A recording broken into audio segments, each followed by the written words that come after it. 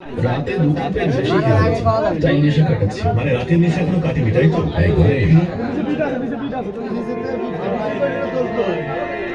রাতে কোথায় ছিলি?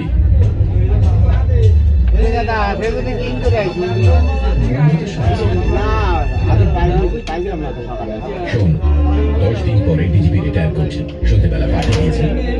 উনি বিশেষ করে তোকে নিয়ে যেতে বলেছেন। দেখি সকালবেলা কোনো অসভ্যতা করিস না। কে আমি?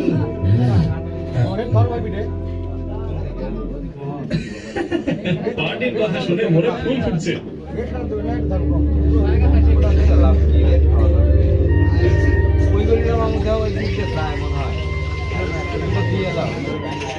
Thank you.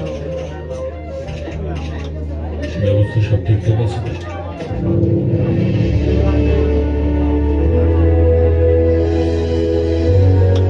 নমস্কার sir. Thank you. Happy retirement. Thank you so much. Hello sir. Thank you. Ganesh কোথায়? এখানেই আছে স্যার। আরে কংগ্রাটস। কি খবর পালোয়ান?